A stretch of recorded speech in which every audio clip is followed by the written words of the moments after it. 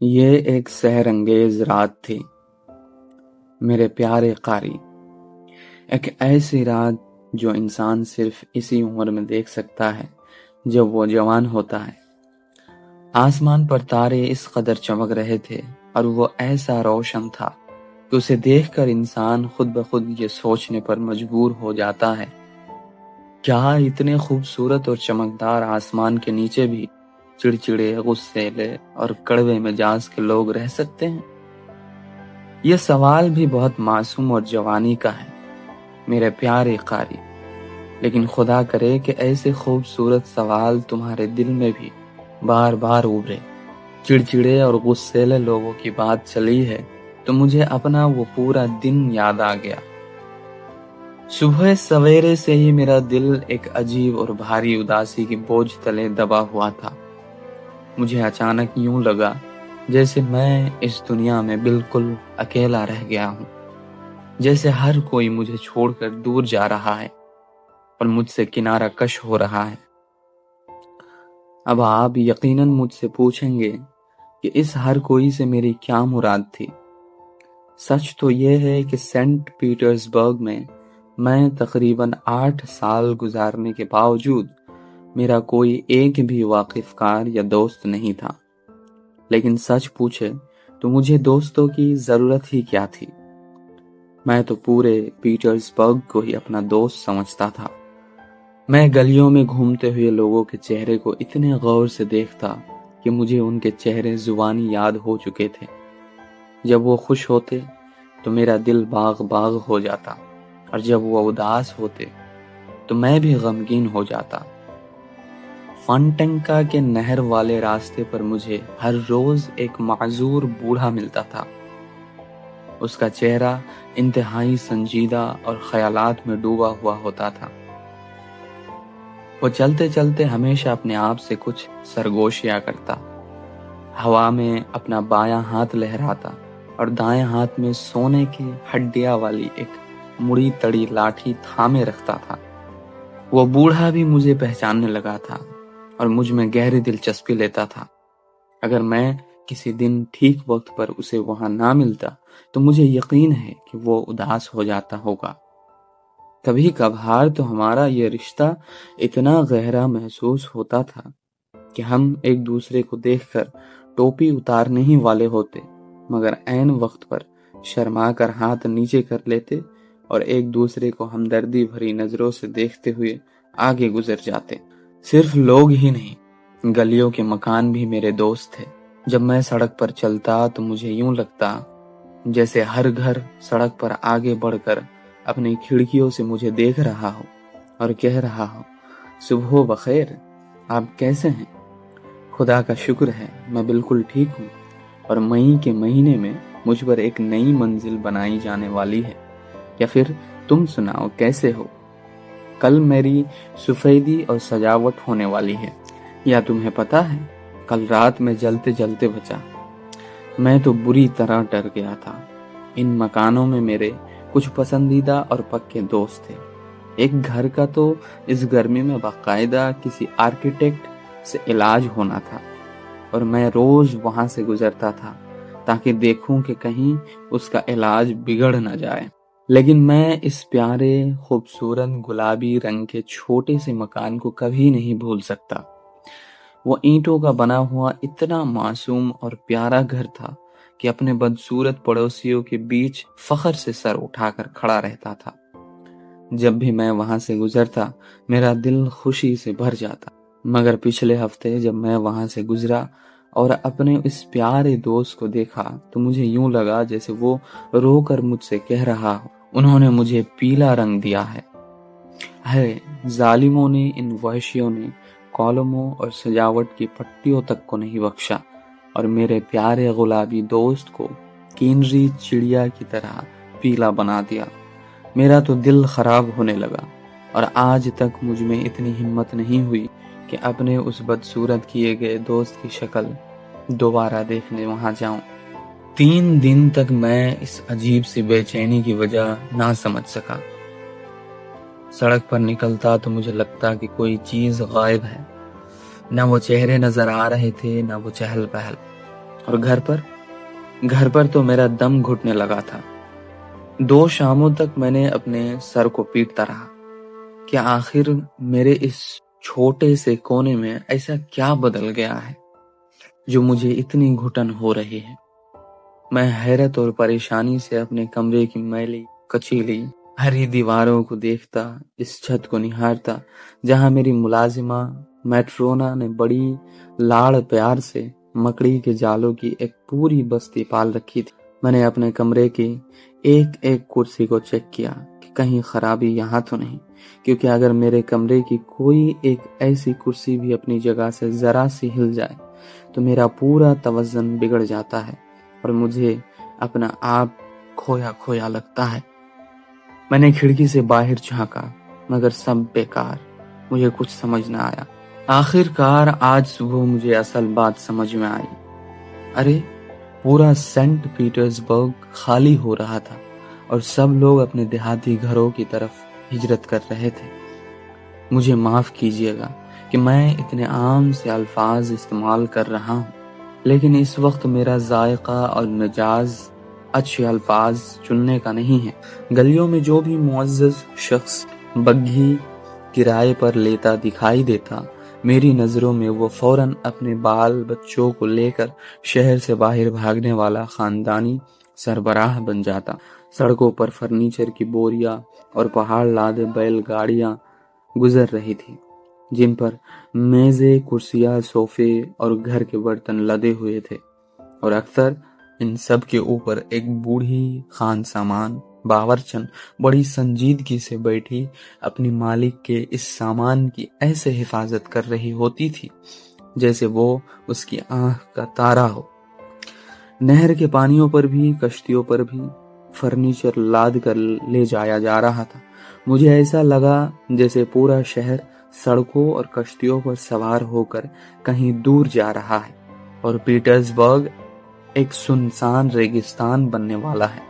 مجھے اپنے آپ پر اتنی شرمندگی، اتنی ندامت اور دکھ ہوا کہ میرے پاس جانے کے لیے کوئی جگہ نہیں تھی اور نہ ہی کوئی وجہ تھی۔ میرا دل چاہتا کہ میں بھی ہر بیل گاڑی اور ہر بگھی والے کے ساتھ بیٹھ کر شہر سے نکل جاؤں، لیکن کسی نے مجھے نہیں بلایا، بالکل کسی نے نہیں۔ وہ سب مجھے ایسے بھول چکے تھے جیسے میں ان کے لیے کوئی بالکل ہی اجنبی انسان ہوں۔ جب میں چلتے چلتے تھک گیا تو میں نے شہر کی حد عبور کی اور کھیتیوں اور سبز زاروں کی طرف نکل گیا۔ وہاں پہنچتے ہی میرا دل ہلکا ہو گیا اور مجھے یوں لگا جیسے میری روح سے کوئی بہت بھاری بوجھ اتر گیا ہو۔ وہاں سے گزرنے والے ہر شخص نے مجھے اتنی محبت اور دوستی سے دیکھا کہ جیسے ہم ایک دوسرے کو سلام کر رہے ہوں۔ سب کے چہروں پر ایک عجیب سی خوشی تھی اور ہر ایک کے ہاتھ میں سگار تھا۔ میں اتنا خوش تھا جتنا پہلے کبھی نہیں ہوا تھا۔ مجھے لگا جیسے میں اچانک روس سے اڑ کر اٹلی کی کسی خوبصورت میدان میں پہنچ گیا ہوں۔ مجھ جیسے بیمار شہری کے لیے قدرت کا یہ نظارہ کسی معجزے سے کم نہیں تھا۔ پیٹرز برگ کی اس بہار کی فطرت میں ایک ایسی معصوم اور دل کو چھو لینے والی خوبصورتی ہے جو بیان سے باہر ہے۔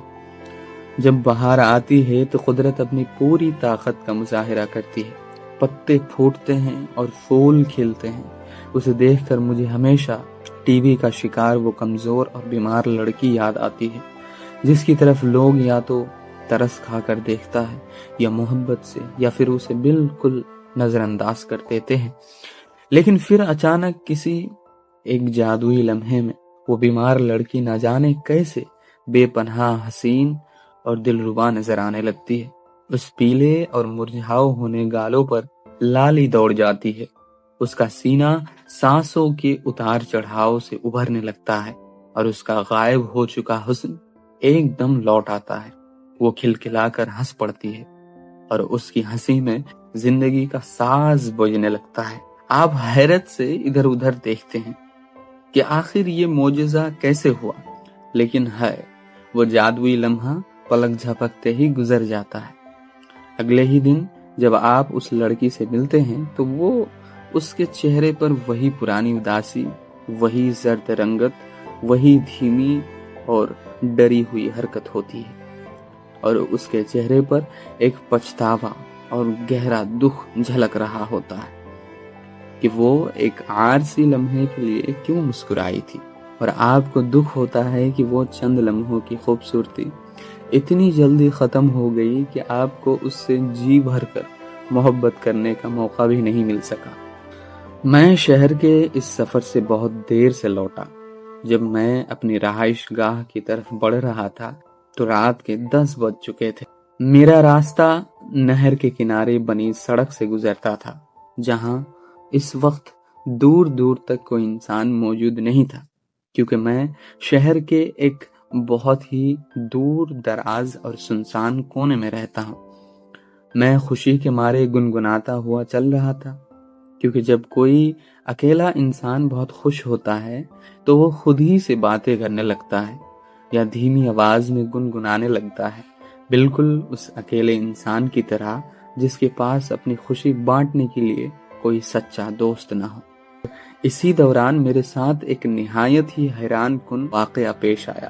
میں نے دیکھا کہ تھوڑے فاصلے پر ایک لڑکی نہر کے لوہے ریلنگ سے ٹیک لگائے کھڑی تھی۔ اس کی ٹہنیاں ریلنگ پر ٹکی ہوئی تھی اور وہ نیچے نہر کے سیاہ پانی کو بہت غور سے دیکھ رہی تھی۔ اس نے پیلا چوکا اور سر پر ایک بہت خوبصورت ریشمی ٹوپی پہن رکھی تھی۔ وہ رو رہی تھی، اس کے کندھے لرز رہے تھے اور اس کی سسکیاں صاف سنائی دے رہی تھی۔ میں اس کے بالکل قریب سے گزرا۔ میرا دل چاہا کہ اس سے پوچھوں کہ وہ کیوں رو رہی ہے، لیکن میری فطری جھجک اور شرم نے میرے قدم روک لیے۔ میں آگے بڑھ گیا مگر میرا دل بار بار پیچھے کھینچ رہا تھا۔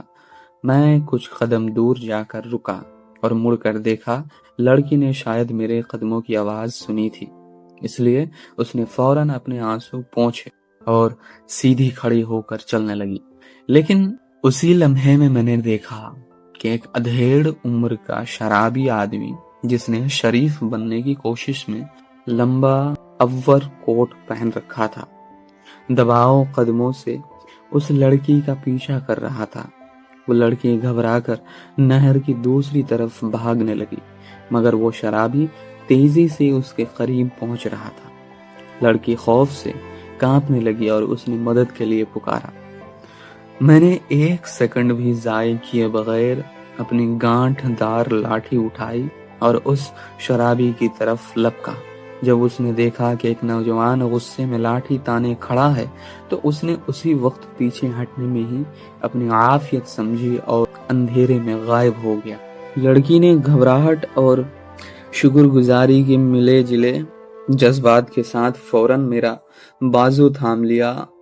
وہ اب بھی کانپ رہی تھی۔ میں نے رنگی میں کبھی کسی جوان لڑکی کا ہاتھ نہیں پکڑا تھا اور نہ ہی اسی طرح کسی کے قریب آیا تھا، اس لیے میری اپنی سانسیں رکنے لگی، میری ٹانگیں کانپنے لگی اور میرا سر چکرانے لگا۔ اس نے مجھے اتنے قریب پا کر نرمی سے کہا، براہ کرم مجھ سے دور مت جائیں، مجھے اکیلا مت چھوڑیں، وہ آدمی پھر آ جائے گا۔ میں نے اپنی لرزتی ہوئی آواز کو سنبھالتے ہوئے کہا، میں آپ کو کبھی اکیلا نہیں چھوڑوں گا، آپ چاہیں تو میں آپ کو آپ کے گھر کے دروازے تک چھوڑ سکتا ہوں۔ میں نے محسوس کیا وہ میری اس شدید گھبراہٹ پر اندر ہی اندر مسکرا رہی ہے۔